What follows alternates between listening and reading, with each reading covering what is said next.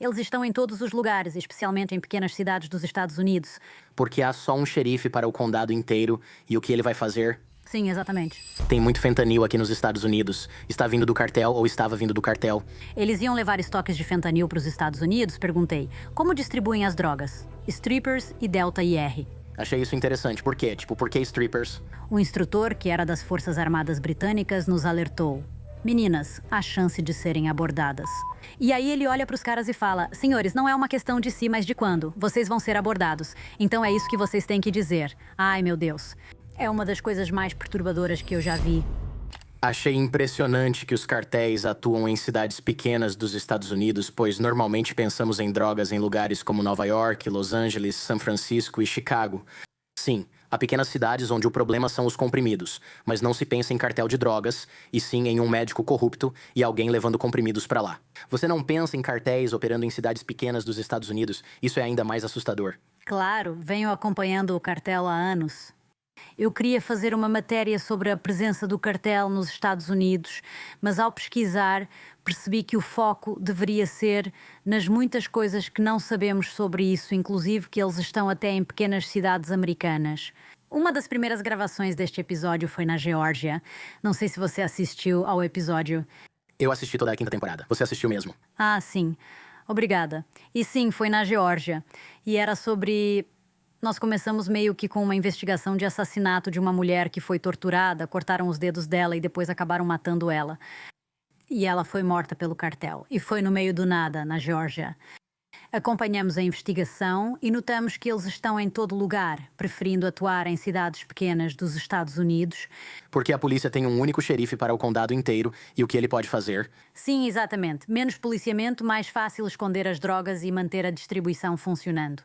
Acho que isso é verdade, né? Se você compra drogas em uma fazenda, mesmo com o xerife na casa, ele não vai dizer: levantem as mãos enquanto espero 3 horas pelo FBI. Exato. E todos eles estão armados com AK-47 e AR-15. Eles mantêm o helicóptero pronto. O seu está em Washington, D.C., caso entendam sua ligação. Quem te deu autoridade? Eu segui o cartel até aqui. Sugiro que você vá embora. Sim, sabe o que foi tão interessante nessa história? É que para conseguirmos acesso ao cartel nos Estados Unidos tivemos que ir até o México, pedir permissão e receber o aval deles. Então passamos bastante tempo em Sinaloa e conhecemos um tenente e todas essas outras pessoas envolvidas no cartel. No fim, o tenente disse: ok, vamos permitir. Antes, outro membro do cartel nos deu acesso a uma operação em Washington, no estado de Washington. E aí depois houve algumas prisões e isso acabou não dando certo. Então passou para o tenente. No México, é essencial conhecer várias pessoas, principalmente se você busca acesso a algo nos Estados Unidos e espera que alguma coisa aconteça. Conhecemos várias pessoas e tivemos muitas opções, mas nada funcionou até encontrarmos esse tenente. E ele, como você pode ver no episódio, né, estava todo nervoso. E conhecê-lo foi uma das cenas mais loucas. Tivemos cerca de 15 minutos com ele, mas quando os fuzileiros chegaram, todos ficaram nervosos e quiseram sair. No último minuto perguntei: podemos acessar sua operação Estados Unidos? Porque muitos desses grupos têm pessoas que trabalham para eles nos Estados Unidos. Obviamente, os Estados Unidos são o objetivo final para onde eles estão levando, enviando as drogas.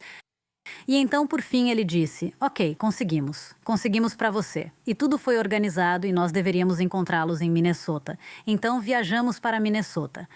E é assim, sabe, nós não somos uma equipe enorme, mas somos 6 pessoas e temos muito equipamento. E todos nós temos que... E eu estou gravando, sabe, 10 episódios todo ano. Por ano, em 2 SUVs. Parece que você precisa organizar tudo, sabe? E sim, chegamos lá. E aí a gente esperou por dias e o cara nunca apareceu. E então, finalmente, recebemos uma ligação e ele disse: na verdade, aquilo era... como se chama? Tipo uma pegadinha. Uma pegadinha, é. Um chamariz. Obrigada, aquilo era um chamariz. E estamos em outro estado que você não pode revelar, mas venha nos encontrar aqui. Tivemos que mover toda a equipe para o próximo local e torcer para que eles estivessem lá. Certo. Você acha que eles estavam te vigiando o tempo todo naquele lugar para ver se você estava se encontrando com a polícia? Tipo, eles não apareceram. Sim, nos falaram que isso às vezes acontece quando filmamos em Sinaloa. Sempre nos indicam um lugar e depois não aparecem. E, ou a gente sabe que eles têm olheiros no local, nos vigiando imediatamente. Às vezes nem é tanto sobre nós, jornalistas. Mesmo confiando em nós, eles não sabem se estamos sendo seguidos, principalmente pelo tipo de trabalho que faço. Eu fico pensando, quer dizer, se o FBI está te seguindo, você só está levando eles pra todo tipo de criminoso ou pra Interpol ou algo assim. É tipo, o que ela faz? Ela se encontra com todas as pessoas que a gente não consegue encontrar e por algum motivo elas se encontram com ela facilmente. E aí grava. Costumo dizer que as autoridades sabem onde essas pessoas estão. Não é como se todas as autoridades mexicanas não soubessem onde está o cartel de Sinaloa. É mais porque são as autoridades. Eles têm que pegar essas pessoas em flagrante. Têm que ter provas, têm que construir um caso. E não tanto no caso de Sinaloa, mas aqui nos Estados Unidos, pelo menos. Não acredito que eles queiram me seguir, mas sou frequentemente convidada por agências de segurança dos Estados Unidos para falar em conferências sobre o que aprendi. E isso é interessante. Deve ser um equilíbrio interessante, né? Seria legal fazer isso, mas quando quiser filmar a 6ª temporada, vão lembrar que você falou com o FBI 4 vezes no ano passado. Porque confiamos nosso tenente a você em uma esconderijo secreto cheia de drogas. Uma das coisas que eu sempre digo é que mesmo sendo muito, muito cuidadosa em proteger nossas fontes, então a gente até leva máscaras com a gente. Ok, fiquei curioso sobre as máscaras porque vocês filmam esses caras empacotando, sei lá, cocaína rosa, usando máscara de caveira. Fico pensando, são eles que escolhem isso? Eu pensei, não, deve ser a equipe que escolhe essas máscaras, porque não é como se eles dissessem: espera aí, Mariana, precisamos ir ao Walmart comprar umas máscaras, e queremos umas legais. Não tinha nenhuma nas lojas locais, então tivemos que ir em outra. Não, vocês que trazem elas. No entanto, teve um cara que era tipo um cozinheiro de drogas nos Estados Unidos e ele estava usando uma balaclava que dizia Yes, Daddy, e eu fiquei tipo... Qual era essa? Era Aquela sobre o trem doido. o trem doido. Um cara de máscara de esqui fala: sim, papai. Ok, então aquilo era dele. Aquilo tinha que ser dele. Aquela era a máscara dele.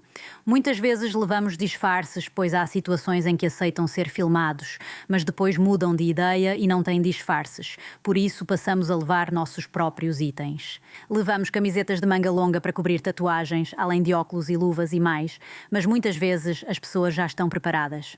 Eles sabem que uma equipe de filmagem virá e usam máscaras incríveis. Algumas das melhores foram escolhidas por eles mesmos. Teve um cara na primeira temporada quando filmamos um episódio sobre golpes na Jamaica. Ainda era um dos primeiros episódios, acho que foi o segundo episódio que gravamos para o Trafficked. Entrevistamos jamaicanos incríveis e super coloridos. Nunca tinha ido à Jamaica e eles são mesmo assim, como falam. Esse é quando você estava sob a ponte e ele disse: e se eu quisesse roubar sua câmera? O nome dele é Victor, é. É. Lembro disso. Ele pensou em roubar suas coisas, mas viu que eu era legal. Você é gente boa, Marianne, então não vou roubar nada. Vou-te explicar como o jogo de golpes funciona. Um dos entrevistados apareceu com uma máscara do Trump para falar sobre capitalismo e como, no fim, todos acabam roubando de algum jeito. É um assunto delicado agora, é. Acha que a Nat Geo diria que não quer máscara de presidente? Ah, eles ouviram. Eles ouviram naquela época. E ele não era, foi em 2000 que filmamos? É, ele era o presidente. Filmamos em 2019, Era o primeiro mandato dele, sim. Interessante. Eu pensaria, por que você escolheu esse? Não quero lidar com isso. É verdade, mas isso não nos causou problemas. Então isso foi ao ar. Quantos cartéis existem, sabemos? Acredita-se que cerca de 200 cartéis atuam atualmente no México e esses são apenas os cartéis mexicanos. É muito mais do que eu imaginava, porque eu teria dito uns 5. Não sei. Digo, 5 grandes. Você conhece os grandes, CJNG, Sinaloa e Jalisco. Quer dizer, CJNG. Mas existem muitos outros grupos menores. Nós fizemos uma matéria uma vez, muitos anos atrás, para uma ONG, não sobre tráfico, mas antes, sobre Los Tequileros, que era um grupo no estado de Guerrero, que era responsável pela produção de heroína lá na época. E Los Tequileros, sabe? Eles amam tequila. Nossa. Tem um que se chama, tem algo a ver com o corte de cabelo deles, como é mesmo? Eles são os Los Viagras, conhece esses caras? Chamam assim porque o cabelo deles fica espetado com gel. E eu fico pensando, tipo, a marca de vocês é tão bizarra. Sim, não só das próprias organizações, porque em muitos casos elas são organizações, mas também das próprias drogas. Eles notaram que começaram a enviar fentanil aos Estados Unidos há anos. E nós fizemos uma reportagem sobre o fentanil quando tudo estava apenas começando. Então, ninguém nos Estados Unidos ainda sabia o que era fentanil. Como já tinha feito reportagens sobre Oxycontin e heroína, mostrando a transição entre eles, minhas fontes começaram a avisar sobre uma nova droga nas ruas, fentanil. É um medicamento farmacêutico, mas eles começaram a explorar o próprio remédio, usando-o para ficarem chapados em vez de usá-lo em um centro de tratamento médico. E agora o cartel de repente está com isso nas mãos. Então fomos para o México e eu entrevistei um cara do cartel de Sinaloa. Ele tinha 1 quilo, um tijolo de heroína misturada com fentanil. Na época era mais heroína com pouco fentanil, depois virou o contrário. Ele contou. Isso aconteceu quando o cartel de Sinaloa decidiu entrar nesse negócio e contratou um químico colombiano para ir lá. Pagaram cerca de 40 ou 50 mil dólares para que químicos colombianos ensinassem a fazer fentanil. Essa foi a grande aposta, por isso o cartel de Sinaloa cresceu tanto. Eles lideraram a onda do fentanil, enviando inicialmente apenas pó branco para os Estados Unidos. Isso é uma loucura. Escondido em pacotes e tudo mais. Então perceberam, e os traficantes e distribuidores nos Estados Unidos notaram que havia uma forma de fazer o deles diferente dos outros. Então eles começaram a misturar com corante rosa ou azul e prensar em comprimidos marcados com M30 para parecerem reais, com aparência farmacêutica, e eles são muito espertos. Essa é a questão sobre esses grupos, todos são muito empreendedores. Tem alguém ajudando nisso. Esse jornalista que te ajudando é corajoso. Aquele cara, Miguel Nahil Vega, é um dos meus grandes amigos. Primeiro, ele parece legal e tem um certo charme. É tranquilo e diz que eles nos matariam se descobrissem isso. Eu pergunto se ele não fica nervoso com isso. Então ele é muito bom pra TV, mas também é muito corajoso porque meu amigo escreveu um livro sobre jornalistas, narcojornalistas. Alguns ouvintes do programa são narcojornalistas anônimos, postam sob nomes falsos, pois correm risco de morte no México. É isso mesmo. Achei curioso, pois pensei, quem é essa pessoa no meu Instagram? Perguntei o que ela faz. E ela disse, bom, eu cubro cartéis, mas não posso usar meu nome, meu rosto ou qualquer coisa assim porque eles matam pessoas desse jeito o tempo todo.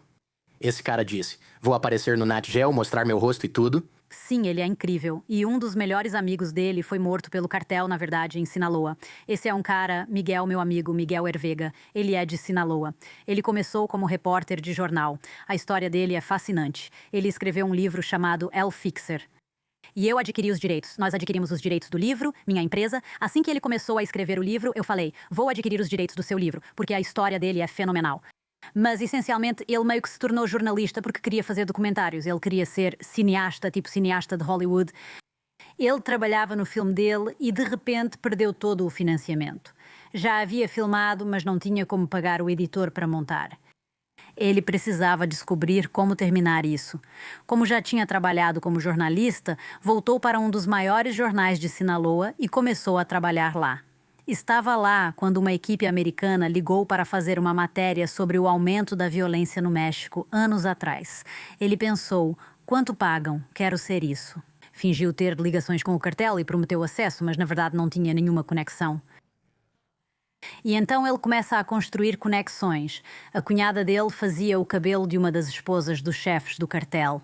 Um antigo amigo do ensino médio estava envolvido em uma das distribuições e começou a tentar entender. E ele se tornou a principal referência até hoje. Qualquer organização internacional de notícias ou qualquer americano que queira ir dos Estados Unidos para o México e fazer uma matéria sobre o cartel vai passar pelo Miguel e ele tem acesso. E você pode entrevistar esse cara? Porque meus ouvintes agora estão pensando, você obviamente vai trazer esse cara para o podcast, né? Você deveria. Ele é uma mensagem. Eu adoraria fazer isso. Eu adoraria fazer isso. Suas entrevistas costumam ter guardas armados por perto. Você mostra isso muito bem. Sempre tem alguém no canto fazendo assim, não é? Nossa equipe de filmagem é realmente boa durante o dia. É, tipo, tem um cara que fica assim, isso é incrível. E ele fica assim, ou filmando desse jeito porque não quer dizer, ei, cara, você pode virar de lado quando mostrar sua arma automática totalmente carregada? E eu fico pensando, como você consegue manter o foco quando tem caras nervosos e possivelmente drogados? E esperando os fuzileiros navais atirarem pelas janelas, aí você pensa, ok, foca no cara na frente porque posso ter 10 ou 0 minutos, nem sei. Acho que cada um tem medo de coisas diferentes. Essa situação não me deixa nervosa ou com medo. Você tem medo de ficar sem tempo? Sim, tenho medo de não conseguir isso. É nisso que eu estaria pensando. Tenho medo de grandes predadores, como tubarões e tigres. Você mergulhou com o tubarão? Eu sei, fiquei com muito medo. Pensei, ela é uma mergulhadora tão calma, eu nunca faria isso. Me dá 100 caras com máscaras e AK-47 e eu enfrento todos eles. Um tubarão no oceano e eu tô morta. Foi você ou a pessoa certa que tocou? Nunca ia esquecer isso. Eu estava muito nervosa, mas ao entrar na água fica menos assustador. Depois, foco totalmente na entrevista. Eu tenho esse lance todo, sabe? Muitas vezes eu faço isso. Eu levo cigarro. A gente sempre tem cigarros na produção, porque muitas vezes você precisa ter reuniões antes mesmo das câmeras serem ligadas e precisa deixar a pessoa confortável. E muitas vezes elas não querem aparecer na câmera, né? Então, ter cigarros comigo, oferecer cigarros ou cerveja para as pessoas é algo bem português, mas é uma forma de a gente se conectar, sabe? Eu não estou acima de você. Eu não sou diferente de você. Mostro fotos do meu filho e família no celular, pergunto sobre as famílias deles e assim nos conectamos rapidamente, mesmo quando dizem sim e sentamos frente a frente. E mesmo antes de ligarmos as câmaras, eu faço perguntas como: qual é a sua comida favorita? Coisas que todos nós temos em comum. Essa é a minha forma de humanizá-los e mostrar que estou ali como ser humano. Nunca tenho uma lista de perguntas comigo, isso é o principal. Já trabalhei com diretores que escrevem as perguntas que querem que eu faça. E eu odeio isso porque me faz, depois que eu leio essa lista de perguntas, fico achando que tenho que memorizá-las. Acabo me distraindo na entrevista pensando que preciso voltar para a pergunta da lista. Isso é interessante. E eu não quero quebrar o contato visual com eles porque quero que sintam que isso não é trabalho para mim, que é uma curiosidade humana de verdade. É, curiosidade. Eu conseguiria fazer isso por 15 minutos, talvez até meia hora. Acho que não conseguiria fazer por 2 horas. Tipo, eu tenho uma lista de coisas aqui que, se não fosse por ela, eu esqueceria de abordar. É. Então, mesmo no podcast, eu não... Às vezes tenho algumas coisas que quero abordar, mas raramente olho para as perguntas, raramente mesmo. Só confiro e penso, ok, já falamos sobre isso, isso, isso e isso. Cada um tem seu jeito diferente, né? É aqui que você... Eu não... Esse é meu apoio, meu iPad é meu apoio. Eu pensei, achei interessante que esses caras até topariam te encontrar em primeiro lugar. Por que fazem isso mesmo com mais risco e sem pagamento? Esse cara disse, os fuzileiros sabem que você está aqui, então sabem da nossa presença também. É como se ele pudesse morrer só por falar com você por 15 minutos, mesmo de máscara, sem ganhar nada com isso. Certo. Então, 3 motivos principais. O primeiro é o ego. As pessoas querem se gabar do que fazem. Nunca vou esquecer de entrevistar esse cara que é o melhor falsificador de dinheiro do mundo.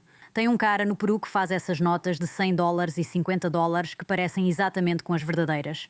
Ele é chamado de finalizador. Então ele dá a nota àquela textura e faz ela parecer usada com o cheiro e o toque.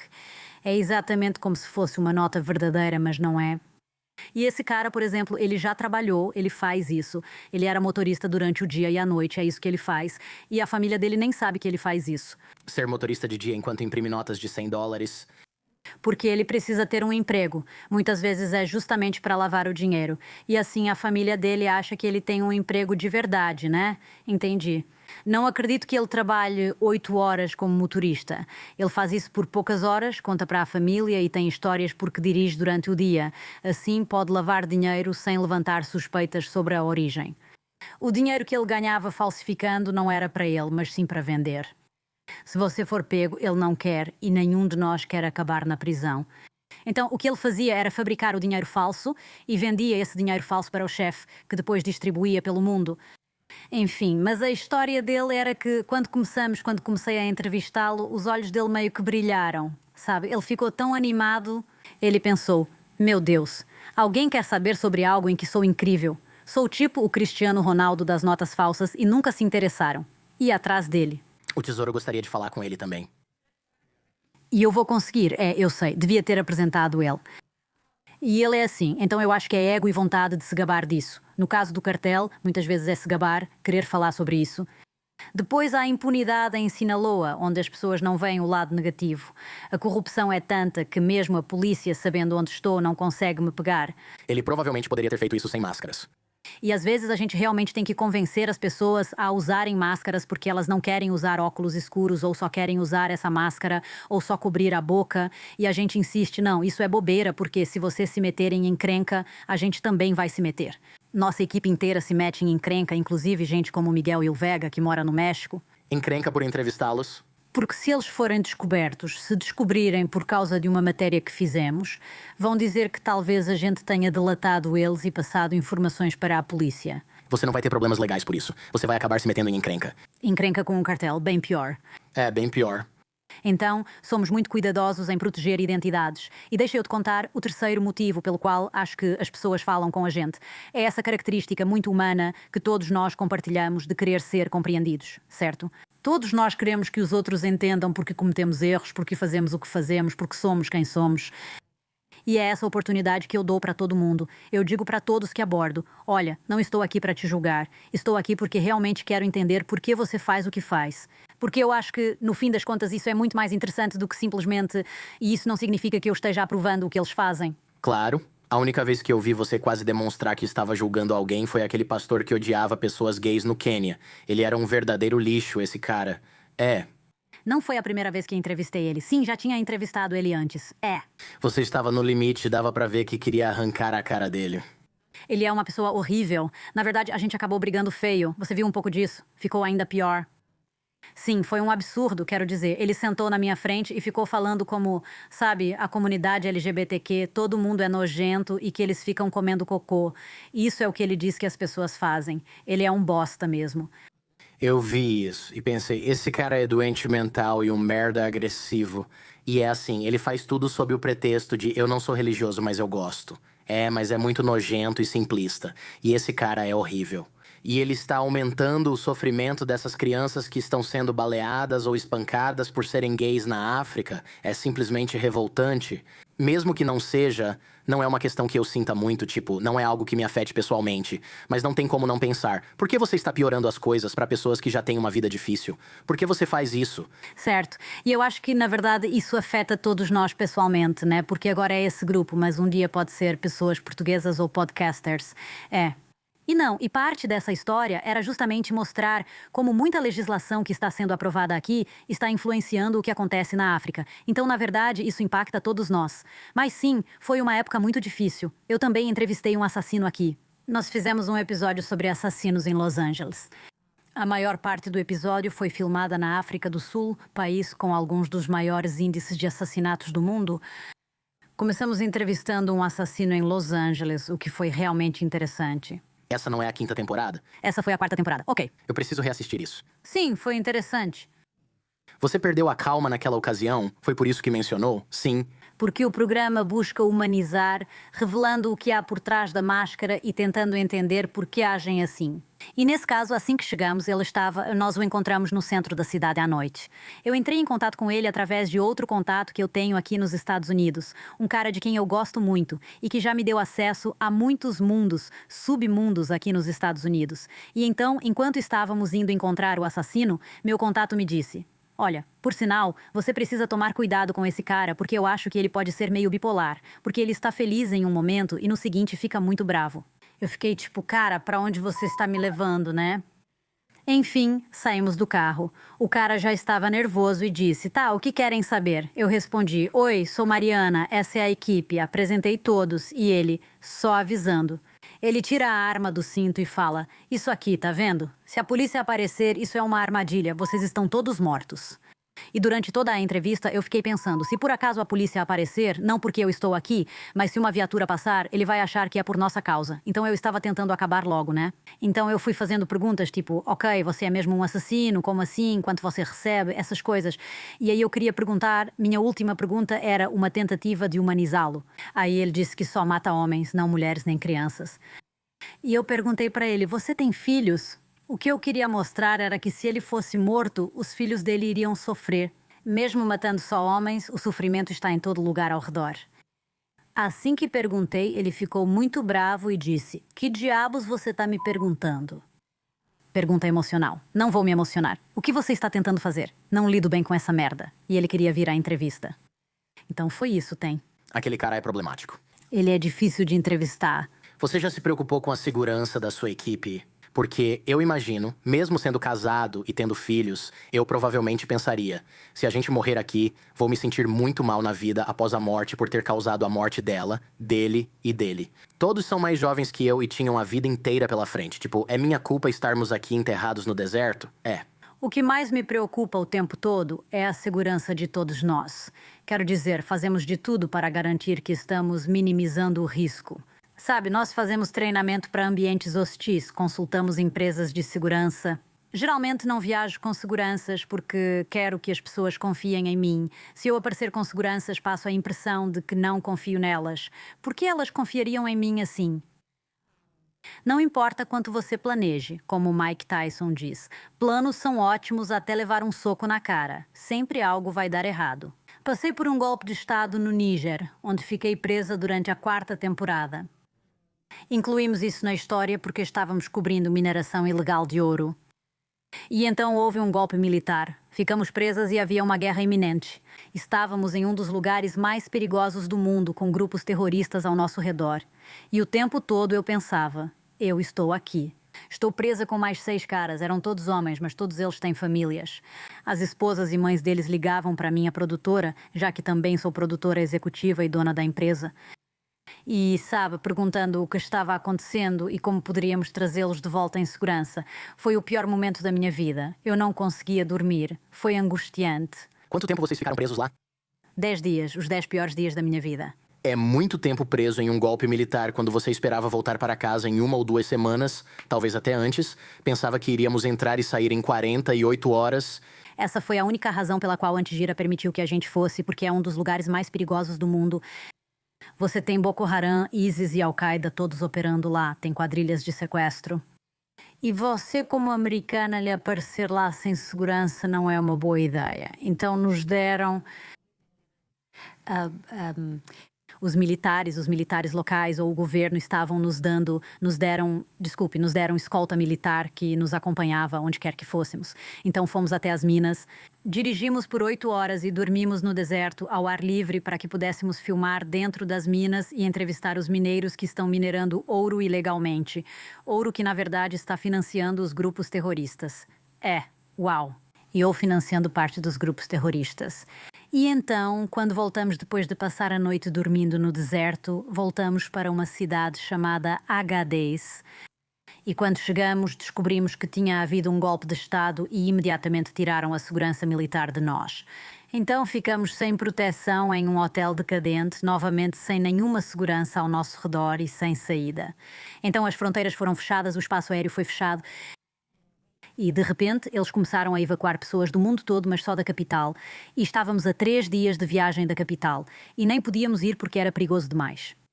Então, estávamos literalmente presos em um dos cantos mais perigosos do mundo. E foi assustador pra caramba. Isso é horrível. Isso não é divertido. Não, você não está preso no Four Seasons na capital com militares cercando tudo. E tipo, a gente vai sair daqui logo. É tipo, não, a gente está em um equivalente a um Motel 6. No meio do nada. Na verdade, era um prédio que era tipo uma casa caindo aos pedaços, construída por Muammar Gaddafi quando ele visitou o lugar nos anos 80. E eles deixaram aquele prédio lá e transformaram basicamente em um hotel caindo aos pedaços. Do chuveiro saía só um fio de água. E sim, estava muito quente. Comíamos cuscuz de manhã, tarde e noite. Nossa, eu não aguentava. Não sei o que era pior, o cuscuz ou a ameaça de ser sequestrado pelo ISIS. Mas tenho que dizer, é uma parte linda do mundo. Tão linda, o deserto e a paisagem, tão lindos. E pessoas incríveis que foram essenciais para descobrir como tirar a gente de lá. Então, como você conseguiu isso em Garwin? Como isso aconteceu? Tínhamos pouco tempo e 2 relógios correndo contra nós, incluindo a guerra se aproximando. Então, o Ocidente, outros países da África que fazem parte como é que chama? O grupo africano de nações, que eu não consigo lembrar o nome agora, mas eles estavam ameaçando invadir o Níger e depor os líderes militares. O grupo Wagner, na Rússia, afirmou que, caso isso ocorresse, interviria para defender os líderes do golpe militar. Era basicamente uma guerra por procuração acontecendo diante dos nossos olhos, né? Então, essa era uma das bombas relógio prestes a explodir. E a outra era que eu tinha prometido ao meu filho, que tinha feito aniversário enquanto eu estava lá, e ele tinha terminado o acampamento dele. É um acampamento de artes cênicas em Nova York. Todo ano, meu marido e eu vamos buscá-lo e assistimos à peça que ele apresenta. Esse dia é muito importante para nós. E eu passo tanto tempo viajando que vivo com a culpa de ficar tanto tempo longe dele, sabe? Então esse é um dia que a gente nunca desmarca. Nós sempre vamos. Não importa o que aconteça, vamos assistir à apresentação dele. É um dia especial para ele, para nós, e é meu favorito do ano. Eu amo esse dia. Era isso que acontecia. Íamos ao Níger por 4 dias, voltávamos para Los Angeles e depois para Nova York para o acampamento de artes cênicas. E então ficamos presos. E eu via os dias passando e percebia, droga, não vou conseguir ir. E me sentia a pior mãe do mundo. Tenho uma equipe incrível ao meu redor, mas suas famílias sofrem agora. Todos podemos morrer, podemos ser sequestrados e morrer. Tudo isso passava pela minha cabeça. E eu fui, em um dos primeiros dias do golpe, eu fui ao aeroporto porque queria ver se havia algum avião chegando ou saindo, mesmo sabendo que o espaço aéreo estava fechado. E conheci um cara incrível. Ele era o gerente do aeroporto. O nome dele era Kader. E eu perguntei ao Kader, estou perguntando, tem algum avião chegando? Você acha que tem alguma coisa saindo? Ele disse, nada, só quando recebermos permissão do governo. Pode levar meses para o espaço aéreo abrir. Vocês ficarão presos aqui por muito tempo. E eu estou à beira das lágrimas nesse momento. E eu perguntei para ele, você tem filhos por acaso? E ele pega o celular e me mostra fotos dos filhos dele. Ele disse, tenho sim, e eu mostrei uma foto do meu filho no celular. Disse a ele que era aniversário do meu filho na próxima semana. Explicar era complicado demais. Então avisou o acampamento de artes. Tipo um corte de sobrancelhas até o peito. É o aniversário dele. E eu preciso estar lá no aniversário dele. E é na próxima sexta-feira. E isso foi tipo no sábado ou domingo. E é na próxima sexta-feira. Kader, se souber de algum avião chegando ou saindo, avise, pois preciso tirar minha equipe daqui e ir ao aniversário do meu filho.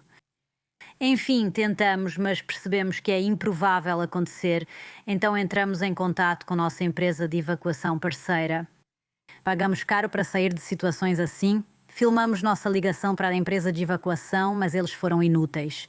Em certo momento, admitiram não ter nenhum plano. Perguntei se tinham e disseram que não. É absurdo. Precisamos ver esse episódio. Pago $1.000 por mês nesse seguro. Já viu nossa apólice de morte e desmembramento? Isso é uma loucura. Eles nos deixaram na mão. Depois, uma equipe em Los Angeles assumiu, liderada pelos produtores executivos de tráfego, incluindo meu marido, que também é produtor executivo e está lá. Eles disseram, teremos que resolver isso, pois ninguém nos ajuda. Ninguém acha uma forma de levar esses caras em segurança. Então eles começaram a entrar em contato com diferentes empresas de evacuação e vários grupos que poderiam possivelmente fazer isso. Eles encontraram um grupo de pessoas incríveis, com 2 pilotos ousados o bastante para voar de jato particular à noite. Disseram que pousariam e ficariam 20 minutos, você tem esse tempo para embarcar. E o avião estava vindo de Ibiza, e era um avião particular, era um G5 para quem não sabe, é tipo o mais luxuoso dos jatos particulares. E o DJ Tiesto usa esse avião para ir aos Jogos Europeus. Cara, foi insano. O maior choque da minha vida. Depois de uma semana comendo cuscuz, sem ar-condicionado e só um fio de água. E, de repente, isso está acontecendo. Então, estamos acompanhando o avião enquanto ele vem de Ibiza. E o avião vai chegar aqui, ficar 20 minutos no solo e depois vai para Dubai. E ele vai nos deixar em Dubai. Em Dubai, pegaremos voos comerciais de volta para casa. O avião tem uma longa história, mas vale a pena. Prometo, tudo certo até agora. Só imagina o piloto, deixa eu ver a pista. E respondem, é aquele campo de futebol ali. Não era uma pista grande. E eles foram muito corajosos porque era um país com atividade militar, sabe? Potencialmente em guerra. E veja, ainda temos tudo impresso. Meu parceiro no Traffic, Jeff Plunkett, me deu um mapa quando voltei. Ele imprimiu o mapa de como era o mapa do radar do avião naquela época. E você pode ver que é toda essa área, você não podia voar por ali. É vermelho. Você ouve que é um grande país no centro da África, uma caixa vermelha. Um avião cruza, é o nosso chegando. E basicamente eles descobriram. Então eles estão vindo. Estamos vendo ele vindo de Ibiza. Estamos tão nervosas quanto você pode imaginar. Chegamos ao aeroporto. Era tipo 5 da manhã, o sol estava começando a nascer. Somos recebidas por militares que não querem que saiamos e começam a criar problemas, dizendo que estamos sem documentação adequada. E aí fica aquele vai e vem. E Kader, minha amiga na gerente do aeroporto, também está lá. E de repente Kader meio que assume o controle e começa literalmente a gritar com os militares, o que é muito arriscado para ela também.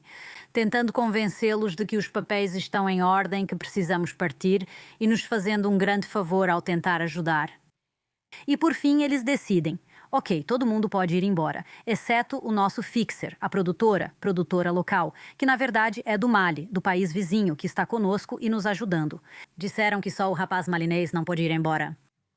E foi aí que liguei para o meu marido e disse, ei Darren, me desculpa. Todos vão embora, mas vou ficar como chefe da equipe do programa. Vou enviar a equipe e o equipamento, mas permanecerei com esse rapaz. Estou chorando e pensando. Eu ainda fico emocionada falando sobre isso, mas para mim foi como se eu tivesse falhado como mãe ao tomar essa decisão. Foi muito difícil pensar, não vou estar lá. O dia mais importante para meu filho e mais uma vez estou falhando com ele. E foi assim, eu estava me sentindo extremamente culpada. E mais uma vez, Kadr vem e grita com ele. E então meu marido está falando comigo ao telefone e diz: Ei, estou olhando o relatório do voo e acho que os pilotos são portugueses. Os nomes deles são portugueses. Eu fiquei tipo, mas o quê? Ok, então nesse momento o avião está pousando e eu estou correndo o mais rápido que posso. Assim que o avião pousa, eu corro para onde ele pousou. Um dos pilotos sai do avião e vou até ele antes dos militares. Pergunto, você é português? Ele responde que sim. Eu digo, ai meu Deus. Expliquei tudo em português e falei, eles disseram que ele não tem a documentação certa. Se concordar, acho que pode convencê-los a nos deixar embarcar, já que ele não tinha visto para Dubai, nosso próximo destino. E o piloto poderia simplesmente mentir sobre isso, talvez. O piloto poderia recusar. Na verdade, não é aconselhável levar alguém sem visto para o próximo destino no avião. Mas eu acho que... Meu produtor está dizendo, estou brincando. Desculpa, mas porque ele é português e porque ele era português, eu acho, e porque falávamos nossa língua, acho que de muitas maneiras isso ajudou. E então, enfim, resumindo, ele começa a conversar com os militares, Kadr está lá ajudando, todo mundo embarca no avião, eu sou a última. Correndo para o avião, no momento mais feliz da minha vida, ouço alguém chamar, Mariana, olho e vejo Kider, que me diz, feliz aniversário para o seu filho, é isso. E foi nesse momento que tudo veio à tona, eu comecei a chorar. Quanta felicidade! Você beijou o chão em Dubai ao chegar? Imagino que tenham feito isso. Eu beijei o chão nos Estados Unidos quando desembarquei no JFK. Eu diria, piloto, nos avise assim que estivermos fora do alcance dos mísseis do Níger ou fora da zona vermelha. Ah, sim. O time inteiro estava chorando. E a parte mais triste pra gente foi que eu lembro de olhar pela janela e pensar, foram 10 dias terríveis pra nós, mas esse é o futuro de um país com um potencial incrível. E pessoas incríveis. Sabe, todo mundo, desde os garimpeiros, os comerciantes de ouro, até as pessoas que trabalhavam no nosso hotel, até o Catar. Todas essas são pessoas incríveis que, em cada oportunidade que tinham, tentavam nos ajudar e que são pessoas como você e eu, sabe, mães e pais, e que agora têm seu futuro em jogo por causa da política e da liderança. É interessante. Quando aquele golpe aconteceu, muita gente na internet dizia: que bom, eles estão se livrando dos colonizadores franceses e estão se levantando por si mesmos. Mas, claramente, essas pessoas não sabem nada sobre esse tipo de situação. Eles acreditam em qualquer coisa como estão derrubando os imperialistas americanos. Agora os militares vão permitir que as pessoas vivam livres. Nunca foi assim que qualquer junta funcionou na história dos militares. Não, esses países têm grande promessa e potencial, mas precisam de investimento. Até aquele ponto já havia muito investimento. Os Estados Unidos investiram mais de 100 milhões de dólares em 2 bases militares, que não existem mais. Foi dinheiro perdido. Mas a ideia por trás dessas bases militares era prevenir ataques de grupos terroristas que, eventualmente, poderiam se organizar, como aconteceu no Afeganistão, e atacar os Estados Unidos. Então, sabe, a segurança em outros países importa, no fim das contas, para a segurança aqui em casa. E era isso que estava acontecendo lá e que, infelizmente, não acontece mais. Fiquei surpreso ao ouvir que uma fonte sua disse que companhias aéreas comerciais nos Estados Unidos transportam mais drogas que caminhoneiros ou redes secretas. Não, aquela senhora na Delta Plus tem 3 malas, 2 com roupas e uma cheia de metanfetamina. E a Delta, é interessante ele ter dito isso, não foi? Essa foi nossa entrevista para o cartel Estados Unidos, onde falamos com El Gringo, um americano que não fala espanhol, mas é um dos maiores distribuidores do cartel aqui nos Estados Unidos, um cara fascinante. E sim, ele disse que, quando eu perguntei para ele como você distribui drogas, e eu estava pensando que ele ia dizer, eu tenho esses caminhões de 4 rodas. Era isso que eu estava pensando. Mas ele disse, não, Delta Airlines. Sim, Delta Airlines. Delta Airlines. Tem 1 milhão de milhas. Strippers, Delta Airlines. Achei isso interessante. Por que strippers? Acho que para ele mulheres são sempre melhores, né? Porque elas são menos, as pessoas desconfiam menos delas. E acho que strippers porque elas têm mais chance de se envolver em comportamentos de risco. Não sei bem porquê. Conseguem flertar para se safar de situações, não sei. Sim, elas sabem encantar as pessoas. Não abra isso, tem brinquedos adultos. Tô tentando pensar nas vantagens. Acho que o modo como elas se vestem confunde as pessoas. Maybe. Digo nada contra as strippers. Não, é uma formalista de ganhar dinheiro, a menos que esteja levando drogas para El Gringo. Aí já é no limite. Quanto tempo é necessário para planejar e gravar cada episódio? Leva muito tempo, às vezes anos, como no episódio do Níger. Propusemos na segunda temporada e demorou 2 anos e meio, quase 3 anos, para convencer a Nat Gear de que seria seguro irmos para a Nigéria. Imaginei. Então a Nat Geo precisa aprovar. Achei que vocês fizessem e depois vendessem para eles. Episódios ou algo assim. Não, na verdade é uma parceria mesmo, né? Onde cada história, né? A gente apresenta as ideias para eles no começo de cada temporada e aí eles aprovam algumas e recusam outras. Eles aprovam a maioria das histórias, mas algumas não interessam a eles. E aí, antes mesmo de começarmos de fato, temos reuniões semanais com eles para discutir tudo. Isso é enquanto estamos entrevistando. É assim que a história vai se desenrolar ou é isso que esperamos conseguir. Mesmo no local, precisamos enviar relatórios. Depois, ao voltar, começamos a editar. Eles veem todos os cortes. Corte bruto, um corte bruto, 2 cortes finais, corte fino, tudo. Eles são muito... Ficam animados com sua experiência no Níger após 3 temporadas recusando. Dizem, ainda bem que deixamos você fazer. Isso nos custou cerca de $100 mil em taxas de resgate. Meu primeiro pensamento quando percebi que tinha acontecido um golpe foi: droga, a Nat Geo vai ficar tão irritada, muito irritada. E pensei, Nat Geo vai acionar a equipe de segurança e tentar nos tirar do país imediatamente, mas nem terminamos nossa história. Então percebi, mesmo se quiséssemos sair, não seria possível. O pessoal da segurança da Nat Geo disse que precisávamos tirá-los de lá. Como era impossível, falou, vou sair de férias, já que daqui não posso fazer nada. Eles foram ótimos, tentaram e também passaram noites sem dormir buscando nos ajudar. Vai ficar ruim se todos forem assassinados. Como a gente resolve isso? Qual episódio, além daquele, te deixou mais inseguro nas gravações? Níger, é. Acho que sempre foi aquele do assassino na segunda temporada. Desculpa, foi na 4ª temporada. Aquele foi meio assustador. Alguns momentos, obviamente, não estamos falando de drogas ou golpes. São assassinos de verdade. Então, tiveram momentos que não foram tão confortáveis. Já estive em situações com o cartel várias vezes em que os fuzileiros aparecem e tentando ver quem consegue se salvar, uma confusão em que todos só querem sair o mais rápido possível. E com o cartel, sempre há um dilema. O que eu faço? Eu finjo que estou com eles e sigo junto? Ou tentamos nos esconder se aparecerem fuzileiros? Aí vão achar que estamos escondidos. Sempre complicado. O que você faz? O que decide? Ai. Meu Deus. Você precisa de uma bandeira branca de rendição do Nat Geo que diga tipo amarelo. Seria amarela nesse caso, Estamos apenas entrevistando essas pessoas. Sim, por isso, em algumas situações, sempre levamos credenciais de imprensa. E em algumas situações, como no Níger, também colocamos identificações de imprensa nas laterais dos caminhões com os quais viajamos. E isso também é sempre importante. Mas, infelizmente, isso importa cada vez menos no mundo em que vivemos. Importa, sim. Lembro que antes eu saía para tirar fotos das coisas. Agora precisa de colete à prova de balas com identificação de imprensa em velcro para fotografar. E era tipo, você provavelmente deveria usar um capacete e óculos de proteção para fazer isso. E depois era tipo, não, a polícia ainda vai atirar na sua cabeça com uma bala de borracha. Porque eles simplesmente não se importam. E aí eu pensei, tá bom, talvez eu devesse arrumar outro emprego. Foi assim que você veio parar aqui? Isso mesmo, exatamente. Você aprendeu algo durante o planejamento dos episódios que quase te colocou em apuros? Por exemplo, tipo, graças a Deus a gente tinha um rastreador via satélite. Você citou ter treinamento para ambientes hostis. O que é esse treinamento e como você usa esse conhecimento? Tudo. Eles ensinam o que fazer se alguém for baleado, como usar um torniquete. É como sobrevivência na selva, certo? Tipo, primeiros socorros. Sim, primeiros socorros, mas também cenários reais.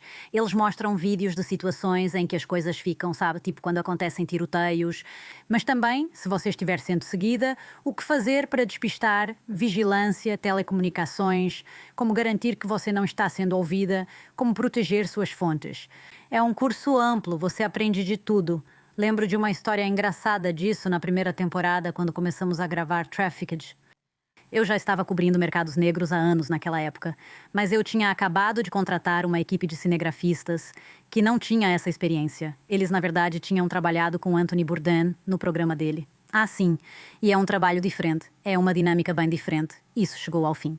Entrei em contato perguntando se queriam trabalhar no meu programa. Eu adorava o programa e o visual do programa. E eu meio que tinha passado muito tempo fazendo essas reportagens, mas fazendo com câmeras portáteis e não com a melhor qualidade. E a gente queria com o Trafficked combinar um pouco de jornalismo gonzo ou, sabe, jornalismo de campo com imagens lindas no estilo Nat Geo, sabe? Então a gente contratou esses caras. E acho que foi o primeiro treinamento de ambiente hostil desse tipo deles, onde a gente realmente ia passar um tempo com o cartel e o submundo do crime. E eu me lembro do cara que estava ensinando a gente na época. Ele era um ex-militar britânico, um cara super divertido. E ele se vira pra gente e diz: Ok, então o que a gente faz se vocês forem sequestrados? Moças, existe uma chance de vocês serem estupradas. E então ele explica o que fazer nessas situações e eu olho pros caras e eles estão tipo: Nossa, meu Deus, isso não vai acontecer. E então ele olha pros caras e diz: Senhores, não é uma questão de si. Vocês vão ser estuprados. Então é isso que vocês têm que fazer. Meu Deus. Vejo a expressão deles tipo: O quê? Não sei se devíamos fazer o show, mas eles foram corajosos e fizeram. Ainda comentamos sobre as velhinhas vietnamitas fazendo fogo na rua em Hanoi na temporada passada. No que você me meteu? Isso mesmo. Caramba. Ai, meu Deus. Fizeram isso sem prejudicar ninguém. Não, até agora, quinta temporada. Achei interessante que o cartel de Sinaloa está matando os cozinheiros de fentanil agora ou recentemente. Pode explicar por que isso está acontecendo? Acho que você explicou bem no programa, mas as pessoas podem ficar confusas. Há muito fentanil nos Estados Unidos vindo ou que vinha do cartel. Corpos se acumulam sobre 20 mil comprimidos de fentanil sob um viaduto. O que está acontecendo? Sim. Então as autoridades americanas começaram a pegar bem pesado com a família do El Chapo, né? Os Chapitos, filhos do El Chapo, como são chamados após a captura de El Chapo e sua extradição para os Estados Unidos, o cartel de Sinaloa ficou sob comando dos Chapitos e de El Mayo, parceiro lendário e discreto de El Chapo. Todos conhecem El Chapo, mas ninguém conhece El Mayo. Mas era sócio em pé de igualdade no cartel de Sinaloa. E de muitas maneiras ele era ainda mais crucial para as operações do cartel. Ele era o cara que fazia toda a ligação, que tinha as parcerias com governos e forças policiais ao redor do mundo para conseguir mover as drogas na escala que eles faziam. Então, quando El Chapo foi trazido para os Estados Unidos, o governo começou a ir atrás, principalmente dos Chapitos, porque eles estavam no comando de grande parte da produção de fentanil. E eu não sei se você se lembra, houve um evento chamado Culiacanazo, onde os fuzileiros navais mexicanos foram e prenderam Ovidio Guzmán. Esse era um dos filhos de El Chapo? Sim, exatamente. Eles disseram: Nós vamos matar todas as suas famílias se vocês não soltarem ele. Então os militares detêm esse cara, o filho de El Chapo, e imediatamente todas as diferentes facções do cartel de Sinaloa se uniram e disseram: Não, nós não vamos deixar isso acontecer. Então eles colocaram toda a cidade de Culiacán, que é a capital de Sinaloa, de joelhos, e exigiram a libertação de de Ovidio Guzmán, o filho de El Chapo. Eles o libertaram porque precisavam. Foi muito constrangedor para o governo mexicano. E isso também deu mais poder ao governo americano nessa busca, porque o que eles estavam dizendo era: vocês não vão conseguir levá-los à justiça. Vamos trabalhar com vocês e nos envolver mais para garantir que eles sejam levados à justiça e a produção de fentanil seja interrompida. E então começou a haver cada vez mais pressão, porque agora eles estavam lidando com o governo americano querendo ir até lá, levá-los e prendê-los. Quando a situação ficou tensa, eles perceberam que precisavam agir, pois ninguém queria acabar preso. Então eles pediram: vamos parar a produção de fentanil, porque isso vai tirar as autoridades do nosso encalço, as autoridades americanas do nosso encalço, eles pensaram. E eles fizeram isso e pararam a produção por um tempo. Mas como não são apenas 1 ou 2 químicos, são centenas ou milhares de químicos e todos eles agora dependem disso para viver. Muitos químicos decidiram não seguir as regras do cartel e continuaram produzindo fentanil. Então esses foram os que começaram a ser mortos. O que eu ouvi quando estávamos fazendo essa matéria, porque não fazia sentido já que eu sabia que ainda havia fentanil circulando, era que eles já tinham grandes estoques. Então eles iam mover esses estoques de fentanil para os Estados Unidos e parar a produção, na esperança de que isso impediria o governo americano de intervir. Eu vejo eles...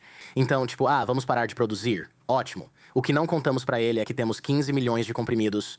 Em uma casa inteira. Fomos a um laboratório onde ainda era produzido. Também visitamos um laboratório clandestino, onde um químico mostrou como fazia tudo em um laboratório subterrâneo sob sua casa, o que era insano. Aquilo foi insano. Do túnel de drenagem que ficava bem embaixo da casa dele. Quando percebeu isso, pensou: tenho a melhor situação de laboratório do mundo, ninguém vai me pegar. Então ele foi para o subsolo e ele não estava mais produzindo fentanil porque foi visitado por 2 membros do cartel que basicamente ameaçaram matá-lo se ele continuasse. Caramba, isso é loucura. Essa coisa de trank dope é nojenta. Meu Deus. Então é droga misturada com xilazina, um tranquilizante veterinário.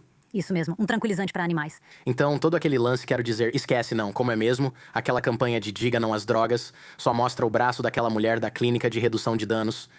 Então isso parecia que alguém pegou carne moída, enfiou dentro de um saco de pele humana, deixou de molho na pia por 3 dias e depois furou com uma agulha umas 100 vezes. Foi uma das coisas mais nojentas que já vi na TV. E eu posso imaginar, devia ter um cheiro horrível, tipo, terrível, porque parecia que ela simplesmente tinha um braço podre. Era tipo zumbi. Sim, estávamos em uma pequena clínica em Kensington, Pensilvânia, epicentro do Trank Dope. Trank Dope é fentanil misturado com um tranquilizante veterinário e o que acontece é que o fentanil te dá um barato muito forte. Mas, diferente da heroína, o efeito passa rápido, então descobriram um novo tranquilizante para misturar e prolongar o efeito. Isso faz você ficar chapada por mais tempo, que é o que pessoas usuárias de drogas geralmente buscam. Começaram a usar sem saber que havia tranquilizante na mistura. Só notaram depois: esse barato é bom, vamos continuar usando. O que elas e a maioria das pessoas não sabiam era que se tratava de um novo fenómeno médico. Ninguém estudou isso porque é tão novo e nunca apareceu em nenhum lugar porque ninguém usa tranquilizante de cavalo em si mesmo de propósito. E isso cria feridas horríveis que parecem lepra. Basicamente, não sei se você já viu filmes antigos sobre a lepra na Índia, mas é assim que parece. São feridas grandes e abertas, com pus saindo, e é uma das coisas mais perturbadoras que já vi. Nesse caso, estávamos na clínica administrada por voluntários incríveis que cuidavam das feridas e faziam curativos. Vimos eles fazendo isso com dezenas de pessoas e perguntamos se podíamos filmar. Essa mulher aceitou ser filmada. Vimos esse cara incrível novamente doando seu tempo como voluntário e abrindo essa ferida. Sem treinamento médico, ele aprendeu sozinho a fazer isso. E ele está tratando o braço dessa mulher. E no momento em que ele desenrola a gaze? O cheiro é indescritível, muito forte, mas ainda assim é uma pessoa em tratamento, certo? O pior que eu poderia fazer agora é comentar sobre a intensidade do cheiro. E o que isso me ensinou, como alguém que cobre a epidemia de drogas há tanto tempo, é que estamos lidando com tudo de forma errada. Essa é uma crise de saúde pública que está acontecendo nos Estados Unidos. Atualmente temos milhares de pessoas nas ruas do país viciadas nessa droga. Você pode pensar que elas estão lá porque querem e que usam drogas porque querem. Ninguém quer estar nessa situação. Ninguém faz isso de forma voluntária. É uma crise de saúde pública. É como a lepra. É como tantas outras doenças que conseguimos combater e enfrentar. E aqui, por algum motivo, porque achamos que elas têm escolha, permitimos que isso aconteça. E também o motivo pelo qual elas estão sendo tratadas nessa clínica, à beira da estrada, em vez de irem para hospitais. Falamos com várias dessas usuárias e todas afirmaram: vamos aos hospitais. Elas acham que há muito estereótipo e imediatamente são estigmatizadas e tratadas como viciadas, não como seres humanos. E é isso que tentamos fazer com o nosso episódio, realmente humanizar essas pessoas e mostrar esse outro lado, que elas são seres humanos como nós e precisam de ajuda. É um caminho assustador, né? Porque eu tinha um amigo que teve uma lesão nas costas, então ele recebeu Oxycontin. E aí ele ficou viciado em Oxycontin. E depois não conseguia mais obter Oxycontin. Então ele começou a usar heroína. Mas agora você não consegue mais encontrar heroína, então você usa fentanil. Agora você não consegue mais encontrar fentanil. Você está fazendo trancing. Você usa tranked dope, então você acaba encontrando um cara que trabalha na construção civil. Esse cara era um lutador de MMA, mas aí você tem uma lesão nas costas. E é tipo, passa um tempo, 5 anos depois, ou não sei, alguns anos depois, eles estão num beco cobertos de feridas abertas. E é tipo... E Jordan, toda a conversa, toda vez que eu menciono a epidemia dos opiáceos, alguém tem uma história assim. A maioria começa com uma lesão. Até tive um produtor executivo, cujo nome não vou citar. Tive um produtor executivo na TV que trabalhou comigo por um tempo e viu minha cobertura sobre a epidemia dos opiáceos. Um dia ele me ligou e disse: você não imagina o que aconteceu comigo. Eu fui fazer uma cirurgia dentária e me deram opiáceos. E eu não fazia ideia de que eu ficaria, sabe? Porque algumas pessoas têm a química cerebral que faz com que fiquem totalmente viciadas. Ele nunca teve personalidade propensa ao vício ou algo assim. E ele disse: passei 2 meses usando esses opiáceos e parar de usá-los foi a coisa mais difícil que já fiz em toda a minha vida. E ele disse: eu estava à beira de um colapso mental. Ele estava apenas falando sobre como uma pessoa normal começa e, em 2 meses, fica super viciada nessas drogas e ele ainda não sabe como conseguiu parar de outra forma. Mas muita gente não consegue parar. É isso que quero dizer ao afirmar que não é escolha. Não é uma escolha. É assustador. Fico curioso, pois você claramente evita tocar nessas coisas. Se for a um laboratório de drogas, que precauções toma? Porque esse negócio está no ar, está no saco, está na mesa. Você apoia o cotovelo e agora você tem, sei lá... Xilazina no seu braço. Você pode colocar na boca, nos olhos ou ingerir. Normalmente não é uma boa ideia. Estávamos em Miami, onde havia muitos sacos de Trank Dop e misturavam fentanil com xilazina. E nós usamos luvas, que é o procedimento correto. E eles também estavam usando luvas. Quando estava no laboratório no México e vi eles fazendo fentanil, isso foi na 2ª temporada. Já tínhamos feito uma matéria sobre fentanil na primeira. Foi insano porque o químico que estava fazendo, nós entramos com roupas de proteção, aquelas máscaras grandes e, sabe, respiradores. E quero dizer, a gente parecia aqueles filmes sobre epidemias. Sabe, onde os cientistas entram e mal conseguem se mexer. Era assim que a gente parecia quando estávamos filmando. Sou eu e minha equipe. Meus colegas seguram as câmaras pelas máscaras e mal conseguimos nos mover com esses trajes enormes. E esses caras, 2 caras do cartel de Sinaloa, que faziam parte do cartel da química produzindo fentanil, eles estavam de luvas e usando só uma daquelas máscaras de Covid. Sim, sim. E eu perguntei: você não tem medo? Ele respondeu: não, na verdade isso é ótimo porque eu sei que o fentanil está potente. Eu sei que estou com ele. Eu sei que produzi. Ele está fazendo. Eu sei que tenho o produto final. Quando começo a sentir isso na pele, porque isso entra pela pele, percebo que os vapores estão por toda parte. Por isso usamos essa máscara respiratória. Mas eu sei que meu coração começa a bater muito rápido. E é aí que eu sei que estou com a mercadoria boa. Essas pessoas estão assistindo. Meu Deus, esses caras são malucos, eles são insanos. Acho que um dos episódios mais tristes foi o das mulheres Hmong no Vietnã, sequestradas e vendidas para homens chineses. Conte pra gente como elas são sequestradas e levadas, porque é ainda mais perturbador que não seja, não sei porquê, não é melhor se a própria família as vende, não me entenda mal. Mas é realmente assustador pensar que você está indo às compras e sua amiga diz: ei, vamos tomar alguma coisa. E então sua amiga te vende para um chinês e você simplesmente desaparece. Sim, é basicamente isso que acontece lá. Ouvimos e conversamos com dezenas de mulheres com histórias semelhantes. Essas são aldeias Hmong, então são comunidades um pouco empobrecidas nas montanhas do norte do Vietnã. E, sabe, não há muitas oportunidades de emprego, não há muita educação mesmo. E muitas vezes elas conheciam pessoas, sabe, estrangeiros, pessoas chinesas ou vietnamitas mais ricas que passavam por lá e começavam a encantá-las. É bem parecido com o que ocorre aqui com cafetões. Golpe do amor. Esse tipo de coisa. E perguntam: quer jantar comigo? E então, de repente, elas estão sendo algemadas, vendadas e levadas para a China, onde são vendidas para homens. E uma das histórias mais horríveis que eu vi lá foi sobre uma mulher. Algo parecido aconteceu com ela. Ela foi meio que sequestrada, vendida. Ela se viu morando em um pequeno apartamento com um homem chinês e os pais dele todos vivendo no mesmo apartamento. Isso ocorre na China devido à política do filho único. Na China, faltam mulheres para casar devido à política do filho único que levava à preferência por filhos homens. Se só podia ter um filho, muitos abortavam ou abandonavam meninas, e agora há uma para cada, não sei. 3 homens ou algo assim, 2 homens ou algo assim. Não é tão grande, mas há muitos homens solteiros. E na China é incrivelmente importante, culturalmente é muito importante se casar. Se você não casar nem tiver filhos, é vista como fracassada. Seus pais ficarão muito tristes se seus filhos não lhes derem netos. Isso é algo culturalmente muito importante na China. Então há uma pressão enorme sobre esses homens e eles não conseguem encontrar mulheres chinesas. Por isso eles estão pagando pessoas para irem buscar esposas para eles em outros lugares. Então nesse caso, essa mulher vietnamita apareceu. Ela era jovem. Não tenho certeza se era adolescente, mas ela era jovem. Ela aparece nesse apartamento minúsculo, onde é trancada em um quarto pelos moradores, inclusive os pais. O homem só entra para fazer sexo com ela. Ela engravida, é forçada a dar à luz e tiram seu bebê. Permitem que ela veja a criança às vezes e que o bebê fique com ela no quarto. Ela tem outro filho, depois que ela lhes dá os 2 filhos e dizem, se quiser pode voltar ao Vietnã.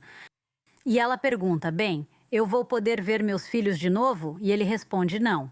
Você pode voltar para o Vietnã e ficar com sua família, ou pode ficar aqui, trancada, viver o resto da sua vida presa em um quarto, mas poderá ver seus filhos. Então ela teve que tomar essa decisão. Foi terrível. Você esqueceu que a esterilizaram antes dela partir para que não formasse outra família? Não entendo o motivo. Nem lembrava disso. Tinha partes da história que eu achava... Isso foi particularmente horrível. Tipo, se eles iam deixar ela ver as crianças só pelo FaceTime, qual a diferença se ela tivesse mais filhos? Eles simplesmente não queriam que ela tivesse. Eu não sei. Pareceu uma maldade extra. É uma maldade extra, quero dizer. Foi aí que ela realmente...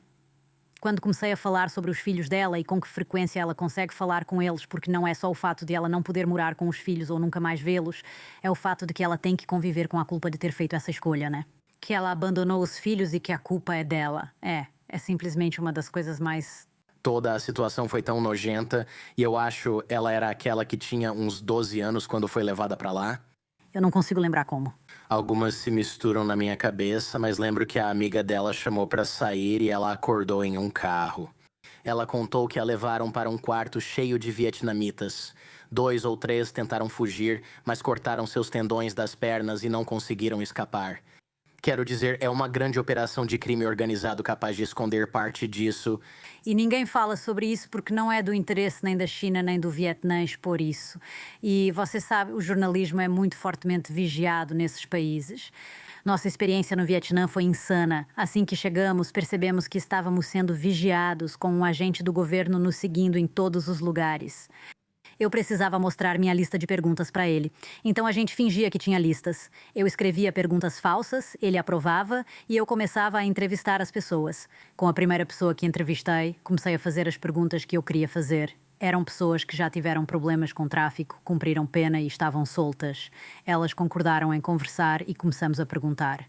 Começo a fazer as perguntas que queria, mas logo somos interrompidos pelo agente do governo que viajava com um policial. Estávamos sempre acompanhados por um agente do governo e um policial que monitoravam e ouviam todas as entrevistas. E aí um dia nossa van simplesmente desaparece por horas. Era a van de produção que alugamos, mas o agente do governo e o policial decidiram sumir com a nossa van. Então a gente sabe que ela foi inspecionada, grampeada, ou provavelmente as duas coisas. E foi aí que percebemos, meu Deus, eles não estão só ouvindo nossas entrevistas, eles estão realmente ouvindo nossas conversas privadas dentro da van. Também houve situações no hotel em que acredito que meu telefone estava grampeado, pois havia algo estranho com as luzes e conversas que eu sabia que só poderiam saber se estivessem ouvindo. Então toda a situação foi uma loucura. E a gente começou a sair no meio da noite, quando eles não estavam vigiando, tentando encontrar maneiras de fazer essa matéria. É uma sensação estranha ter o governo te espionando. Eu fui pra Coreia do Norte e foi só uma viagem turística, né? Mas eu lembro de ter ido. Quando você foi? Eu fui em 2012, 13, 14 e 15, eu acho. Você foi todo ano, sim? Por 3, 4 anos? Sim, por 4 anos. Depois ficou ilegal ir, então precisei vender a empresa de turismo. Mas eu me lembro de estar... Era sua empresa de turismo? Você levava pessoas? Sim, eu levava as pessoas e era muito divertido. Tínhamos um parceiro em Pequim, uma empresa britânica na China, que trazia as pessoas. E eles estavam, tipo, 20 anos atrasados. Então eu falei, bom, vocês precisam de um site. E eles disseram, sim, temos esse URL/North Korea-trips. E eu falei, que tal howtogonorthkorea.com? E eles disseram, essa é uma boa ideia. Era preciso enviar e-mail por um formulário que metade das vezes nem funcionava, ou ligar para a China, deixar recado e aguardar retorno no horário comercial. E eu falei, que tal um chatbot no canto onde as pessoas fazem perguntas e ele responde, não sabemos. Vamos te responder por e-mail, coloque seu e-mail aqui, e assim conseguimos captar contatos e enviar newsletters. E eles ficaram tipo, uau. Então a gente pensou, espera aí, vamos rodar isso e vender os leads pra vocês, e essa era a empresa. E aí eu ganhava todas essas viagens de graça, então eu pensei, beleza, vou aproveitar, e eu falava sobre isso no programa, e as pessoas diziam, eu quero ir com você. Íamos juntos, lotava outra viagem, e mais outra, e eu continuava indo de graça. Era divertido. Mas eu me lembro de estar no hotel e tinha aquele telefone de hotel em cima da escrivaninha.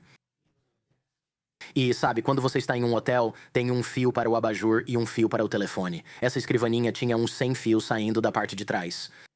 Fiquei pensando, um é do telefone, outro do abajur. Para que servem os outros milhões de fios? Você conversava com um amigo lá e a luz do telefone acendia um pouco, apagando quando terminava. Exato, isso acontecia comigo, mas eu achava que talvez fosse imaginação minha Porque era isso que eu pensava. também. Como eles podiam ser tão incompetentes tecnicamente para não descobrir como fazer aquela luz não acender ali? Bem, tecnologia de escuta soviética da Coreia do Norte ou China. Lembro dessas coisas e de estar no banheiro quando perguntavam: Você acha que estão filmando a gente? Eu respondia: Não seja ridículo. Lembro de tomar um banho longo, o vapor cobriu o espelho, menos um círculo. Ai, meu Deus. Fiquei pensando por que aquilo estava ali. Talvez estivesse em temperatura diferente do espelho. Então pensei: O que é um círculo? Perguntei por que estaria ali. Falei: Galera, liguem o chuveiro e vejam se tem um círculo. Disseram que sim, mas não no mesmo lugar. Então não é como se houvesse alguma peça de vidro ali no espelho. Parecia que o círculo de uma pessoa estava mais aqui e o de outra mais acima. Pensei: É como se houvesse algo atrás do espelho. Você já viu a série Silo da Apple? Lá todas as câmeras ficam escondidas atrás do espelho. Meu Deus, subimos escondidos. Tem um andar secreto no hotel onde você fica e passamos por ele. Foi por esse andar que Otto Warmbier passou, aquele garoto que foi preso e acabou morrendo lá. Quando passávamos por esse andar, eles nos abordavam, mas dizíamos que só procurávamos o banheiro. Por que é um segredo? É um andar secreto, exclusivo para funcionários, com salas de reunião e cartazes de propaganda nas paredes. Ele roubou um desses cartazes, por isso foi preso.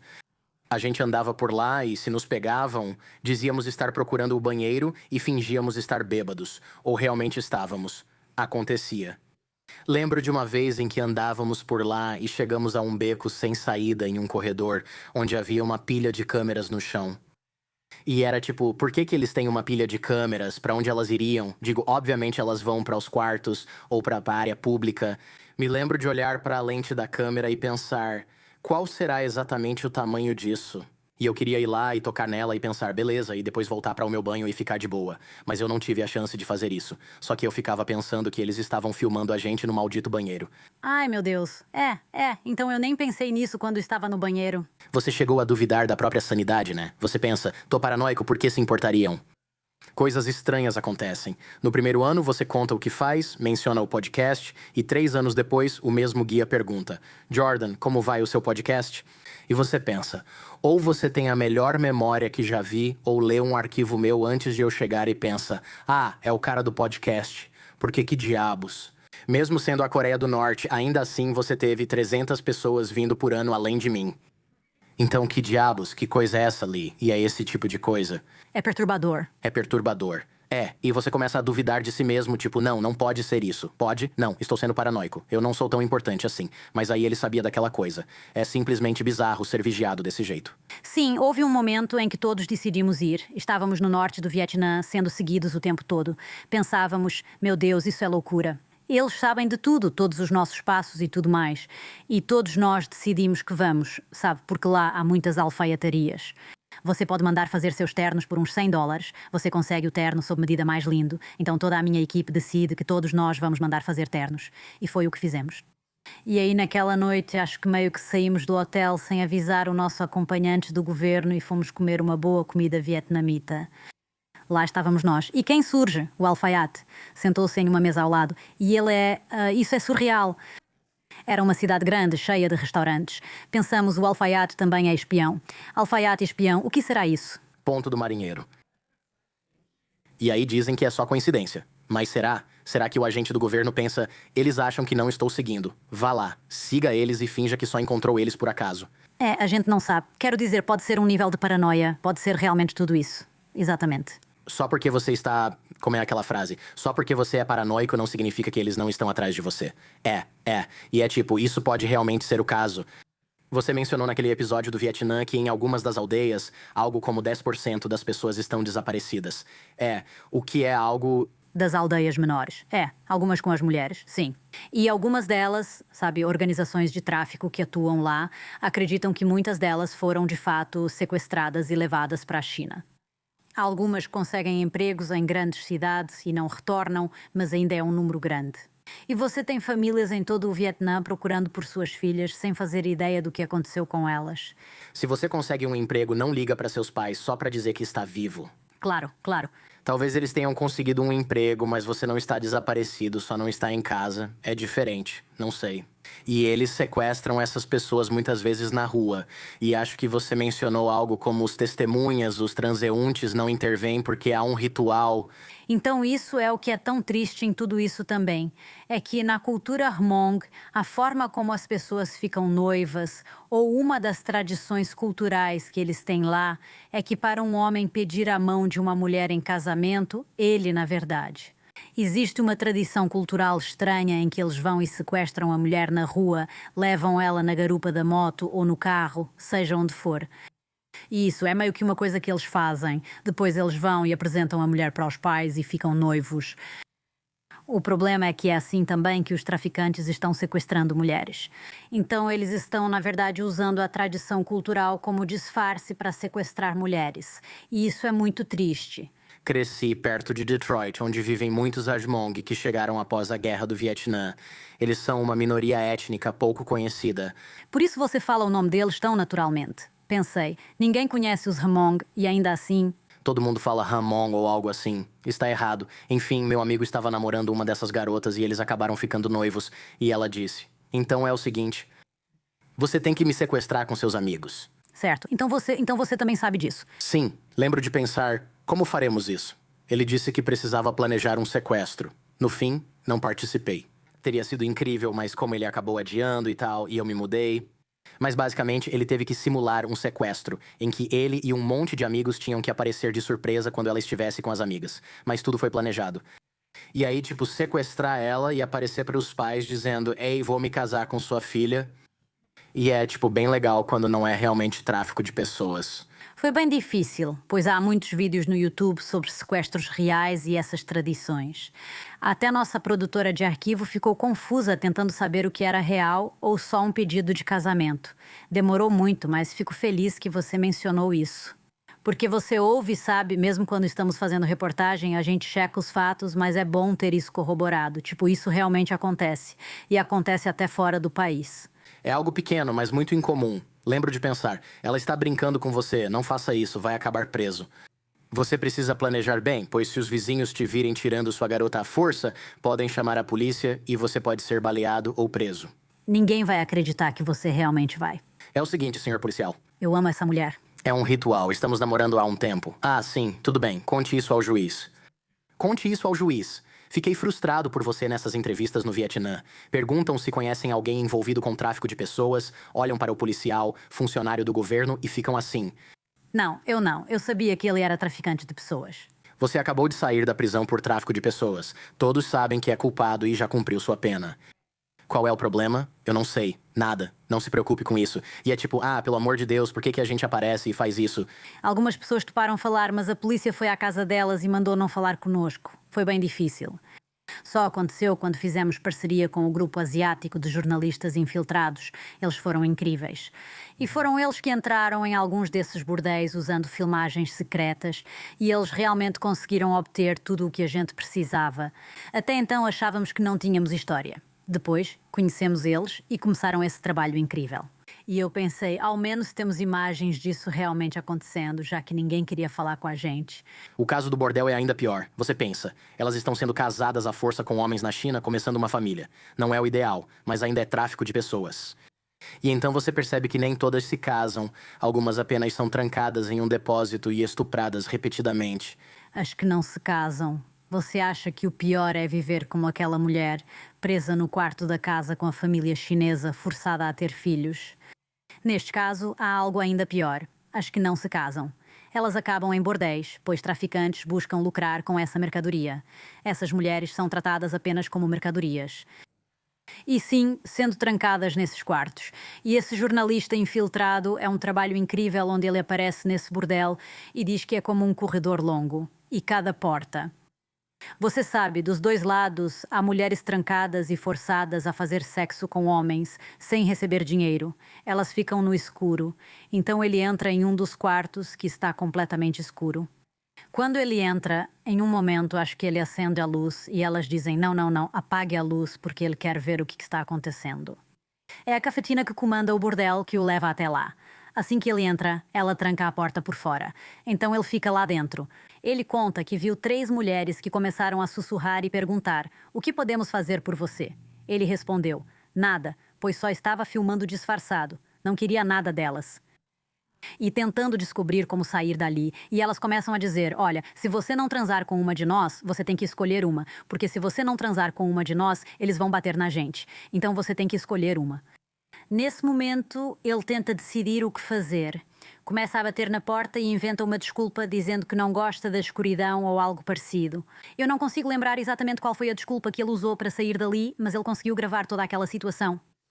É tão assustador que você fica, sabe, tipo na minha casa, assistindo isso no meu escritório, confortável, com uma bebida na mão. E eu fico tipo, meu Deus, a única diferença real é que eu simplesmente não nasci em uma vila nas montanhas do Vietnã. Isso é o acaso. A maior lição que eu tive de todos esses anos cobrindo mercados negros é que eu geralmente uso uma frase que li uma vez e que adoro, que é: nós amamos as reviravoltas da história. E onde e quando você nasceu decide se você vai ser esmagada ou elevada por isso, né?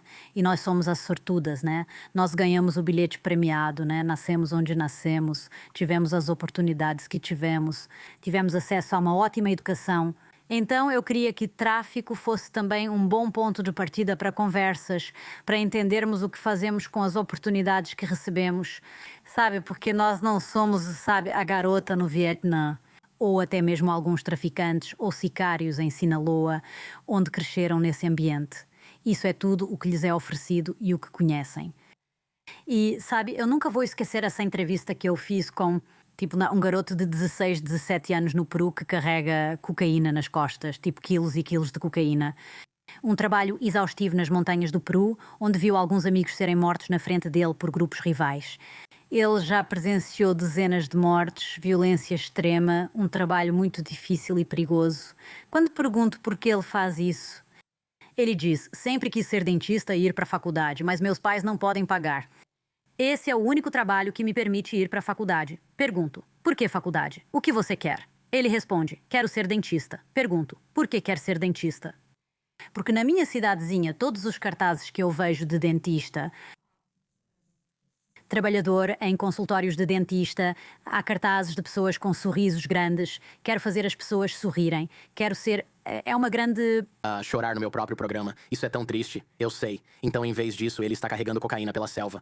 Exatamente. Espero que ele se torne dentista um dia. É isso que quero do programa. Mostrar muitos desses traficantes. Não aprovamos o que fazem, claro. E muitos deles são... É difícil até mesmo sentir empatia. A maioria das pessoas com quem converso são como nós, que nasceram sem as oportunidades ou a sorte que temos. Sim, você faz um bom trabalho de não glamorizar isso, mas de humanizar as pessoas envolvidas, sem ficar arrumando desculpas para quem está cometendo crimes. Faço perguntas difíceis para todos. Esse é meu trabalho como jornalista. Não estou lá para me divertir, certo? Mesmo tentando me conectar de forma humana, busco tratar as pessoas com respeito e encontrar humanidade nelas. Ao encontrar a humanidade, você realmente entende a profundidade da reportagem necessária para compreender por que essas coisas acontecem. Mas, ao mesmo tempo, também responsabilizo eles pelo que fazem. Então, mesmo com o cartel, como sempre dizem que há perguntas que você não faz ao cartel. Eu sempre faço essas perguntas ao cartel. Qual pergunta eles não fazem ao cartel? Uma das primeiras é a qual cartel eles pertencem. Eles não me perguntam, eles não gostam que perguntem isso. Sabe, chefes e estruturas ou nomes e coisas assim. Sempre procuro cumprir meu papel de jornalista, que é responsabilizar as pessoas.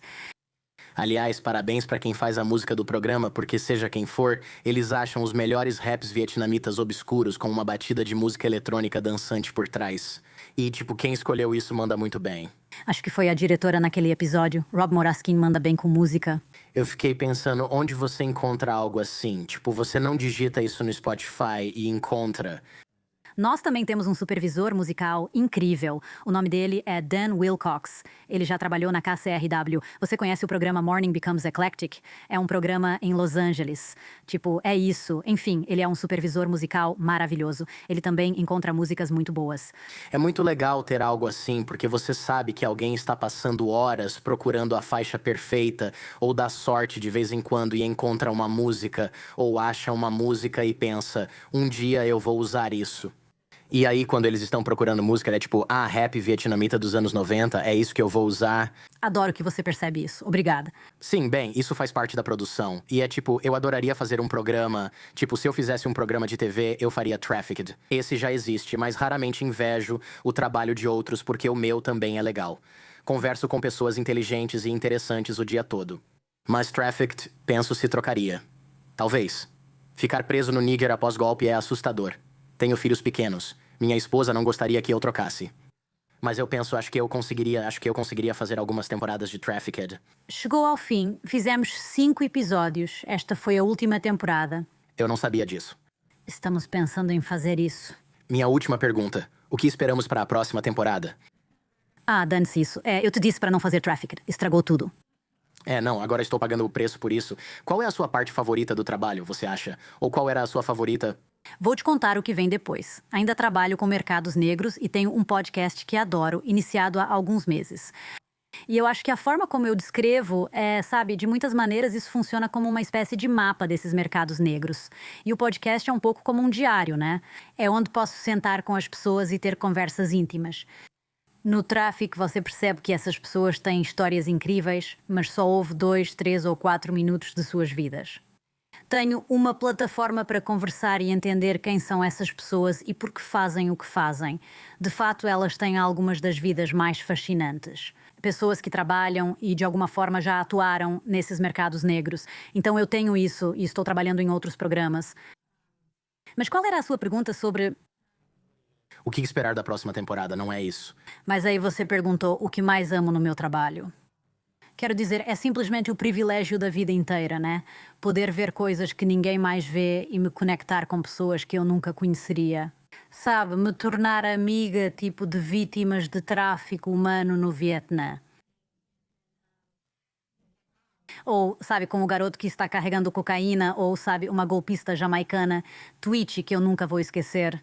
Tem todas essas pessoas, de novo, não estou apoiando o que muitos deles fazem, mas criando conexões com eles. E sentir que eu, sabe, o privilégio de me colocar no lugar deles por um tempo e entender a vida deles é incrível. Isso simplesmente, sabe, expande sua mente de uma forma que eu acho que todos nós deveríamos experimentar. Eu concordo. Mas por que terminar? É só a Nat Geo? Não foi minha escolha. Poxa, tudo bem, desculpa. Desculpa por isso. Acho que são vários motivos. A Nat Geo pertence à Disney. E, sabe, uma empresa incrível, ótima empresa, mas eles não são conhecidos por gostar de riscos, de empreitadas arriscadas. Enfrentamos várias situações arriscadas, inclusive no Níger. Também é um programa que às vezes vira político. Acho que a Disney prefere evitar política e se afastar disso. Acho que é um programa caro, é um programa muito caro por todas as questões de segurança e de seguro. De modo geral, trabalhando dentro da família Disney, há muitas exigências e muitos requisitos que eles esperam de você, o que torna o programa ainda mais caro. Então, geralmente, é só um programa caro mesmo. E nós fizemos 5 temporadas incríveis. Fomos indicados a 29 Emmys. No ano passado, foi o programa não roteirizado mais indicado ao Emmy na história, o que é uma loucura. Vamos concorrer a vários, espero. Meu Deus, estou zicando tudo. Estamos nos inscrevendo e enviando para o Emmy este ano pela 5ª temporada. Ótimo. Vou continuar fazendo o que faço em outros lugares. Se você fizer isso no YouTube ou em outro serviço, há muitos aplicativos e serviços de streaming hoje. Não é necessário. É como podcast. Quando jovem, queria estar no rádio e acabei indo para o rádio via satélite. E foi tipo, eu não preciso disso. O gerente da estação dizia, e se você fizer essa coisa bem chata? Isso faz o seu programa ficar exatamente igual ao de todo mundo. E aí a gente cancela porque fica igual ao programa de todo mundo? Mas não é certo. E eu pensava, não, obrigado, vou fazer esse negócio de podcast. E eu lembro que todo mundo falava, que perdedor, podcast é coisa de perdedor. Agora, todos aqueles caras do rádio fazem podcast porque é mais lucrativo e não precisam lidar com chefes que não entendem seu trabalho. É exatamente isso. Então, meu plano para o futuro é descobrir como fazer o canal do YouTube que eu tenho crescer. Aliás, a África do Sul parece incrível e linda, mas é como o Velho Oeste. Seu carro é blindado. Sim, foi uma história maluca, né? O assalto. Sim, quadrilhas explodem carros blindados. Pensam então, como manter todos seguros? Depois há perseguição e escolta de helicóptero. Fico pensando, não dá pra pôr mais seguranças? Eles dizem que parece caro e não vão fazer. É meio que um jogo de guerra entre as empresas de segurança, os ladrões e as quadrilhas de assalto. Todos tentando superar uns aos outros e eles estão sempre se superando o tempo todo. Agora há uma verdadeira guerra nas rodovias da África do Sul, especialmente em Joanesburgo e Durban. É uma loucura. É engraçado quando ela diz, nosso plano, já que estão atirando nos carros, é deixá-los à prova de bombas. Aham. É tipo, talvez exista outra solução. Primeiro foi tipo fazer eles, à prova de balas, né? E eles fizeram isso. E aí as equipes de assalto ficaram tipo, é? Dá uma olhada nisso, esse rifle. Que fura blindagem. Eles começaram a explodir usando explosivos para abrir isso. Agora vamos deixá-las à prova de bombas e eles inventarão outra solução. É um jogo de gato e rato. Nunca aceitaria ser motorista de carro forte na África do Sul depois de ver esse episódio. O cara que levou vários tiros que achou que ia morrer e... Ele já foi assaltado umas 14 vezes. 14 vezes. E aí tem um vídeo que é insano, onde ele está e parece uma cena de guerra. Basicamente, ele está sendo baleado de todos os lados, está ferido, acha que vai morrer. Ele tenta pegar o rádio para pedir ajuda e... E então, alguns meses depois, ele volta para um caminhão e está de volta fazendo aquele trabalho. Esse era o cara que pensou, ele vai me matar. Então atirou no outro pelo buraco do caminhão. E conseguiu atirar no cara. Uma história do Iraque? E é isso. Ele é um cara velho que parece que deveria ser segurança de shopping. Então essa é a parte que me fez sentir mal. É esse cara, obviamente. Eu perguntei pra ele por que ele está se aposentando se ele não pode se dar ao luxo de se aposentar. Ele já levou tiros pela empresa de segurança, né? Só dá o salário completo pra esse cara e deixa ele se aposentar, né? E eu? Não sei como são os salários na África do Sul, mas aposto que ele não ganha salário de 6 dígitos. Não, nada disso, transporte. Esses caras não ganham nada e estão arriscando a vida deles. Sim, não ganham nada. Sim, Percebo que você se emociona com entrevistados como quem perdeu filhos ou faz declarações absurdas como o pastor que disse que gays deveriam ser executados. Como você decide quando borrar a linha entre, tipo, um jornalista do 60 Minutes que não mostra emoção nenhuma e ser mais humano com a pessoa na sua frente? Eu nunca tive essa barreira. Essa linha não existe para mim. Porque, eu acredito que o jornalismo não é só sobre responsabilizar as pessoas e não é sobre objetividade. Eu acho que parte do nosso trabalho como jornalistas, talvez uma das partes mais importantes, é conectar pessoas com outras, criar conexões entre nós, os telespectadores, os ouvintes e pessoas do outro lado do mundo com quem achamos não ter nada em comum, certo? Considero essa uma das ferramentas mais poderosas do jornalismo e, em várias situações, o trabalho do jornalista se assemelha ao de uma cuidadora, certo? Quando estou entrevistando as vítimas e até mesmo algumas das histórias realmente tristes por trás de alguns dos traficantes e pessoas envolvidas nesses mercados negros, sou quase uma terapeuta para eles, pessoas que nunca contaram suas histórias. Existe uma parte muito importante de acolhimento no jornalismo sobre a qual as pessoas geralmente não falam. Isso, eu acho, é muito importante e é a única maneira de mostrar o quadro completo. E eu também sou um ser humano, então se eu ficar emocionada, eu vou mostrar que estou emocionada. E eu espero que os telespectadores e ouvintes sintam isso e sintam o que eu estou sentindo naquele momento e se importem. Tudo se resume a fazer as pessoas se importarem com essas questões. Você deixaria seu filho participar do Trafficked na Nat Geo ou tentaria convencê-lo a não ir? Nunca me perguntaram isso. Sim, adoraria que ele fosse jornalista, pois amo o meu trabalho e acho que ele tem 15 anos. Eu acho que, é só isso. Eu tive uma vida tão fascinante que eu não gostaria que ele não tivesse essa experiência, mas eu ficaria preocupada. Uma coisa que meus pais me ensinaram e que acho que explica como sou, é que nunca tiveram medo nem foram super protetores. Eles me permitiram explorar o mundo se eu quisesse subir em árvores, se eu quisesse me mudar para a Síria, o que eu realmente fiz logo depois. Sim, eu me mudei para a Síria logo depois da Universidade de Colômbia. A guerra no Iraque começara e eu queria estar perto.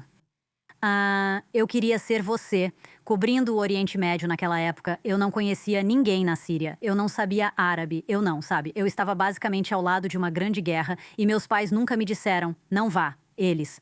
Eles sempre me apoiaram e confiaram no meu bom senso, às vezes até demais. Mas sim, esse é o tipo de mãe que eu sou também com meu filho. Eu quero que ele explore o mundo, quero que ele cometa erros, quero que ele às vezes se sinta desconfortável, que saia da zona de conforto dele. Acho isso muito importante e que talvez não seja exatamente um instinto. Geralmente, os pais tentam proteger tanto seus filhos que acabam prejudicando-os ao protegê-los demais. Não estou dizendo para, sim, meu filho, sair e andar com traficantes de drogas, mas faça algo todos os dias que te deixe um pouco desconfortável. Porque é assim que você evolui e se torna um ser humano melhor. Eu concordo com isso. Só que é fácil pra gente falar. E aí é tipo, mãe, eu vou pra Venezuela e vou me encontrar com essas pessoas que são traficantes de pessoas e também vendem cocaína. E aí você fica tipo, eu não tenho nenhuma credibilidade pra te dizer pra não fazer isso porque é perigoso demais. Então divirta-se. Certo. Basicamente, quero dizer, ele tem 15 anos agora, então obviamente ele não iria agora. Mas mais tarde, quando eu fui pra Síria, eu tinha uns 26 ou 27 anos.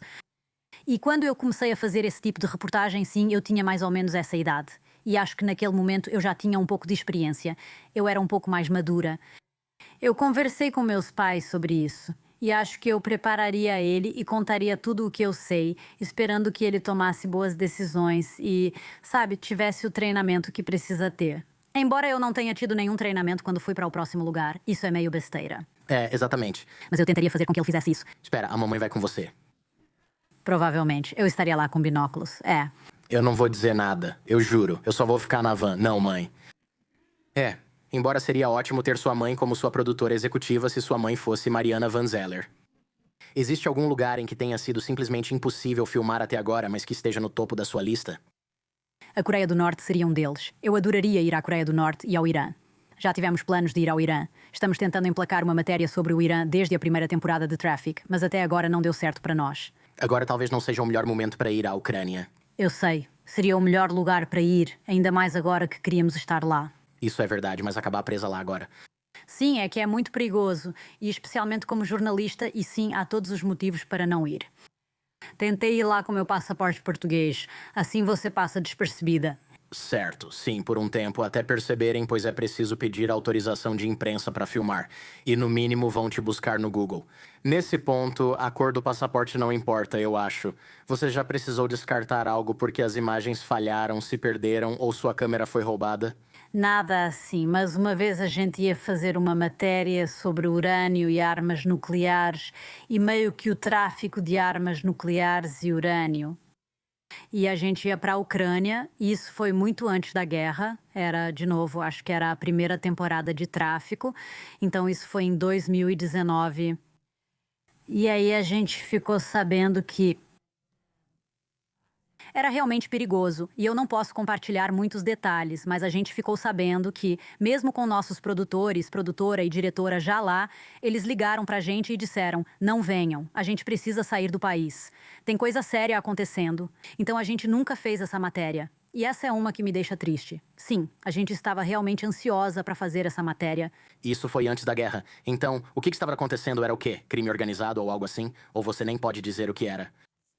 Era uma mistura de... Acho que era meio que uma mistura de paranoia, para ser franca.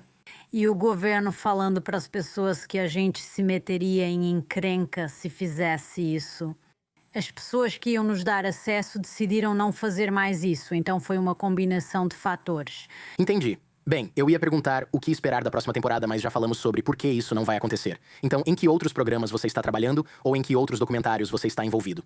Estou trabalhando em The Hidden Third, o podcast disponível no YouTube. Pague essas contas. Preciso de alguns dos seus espectadores, Jordan. Somos ouvintes, ambos. Estou trabalhando em um programa muito divertido para a Nangio sobre golpes, mas não posso contar muito.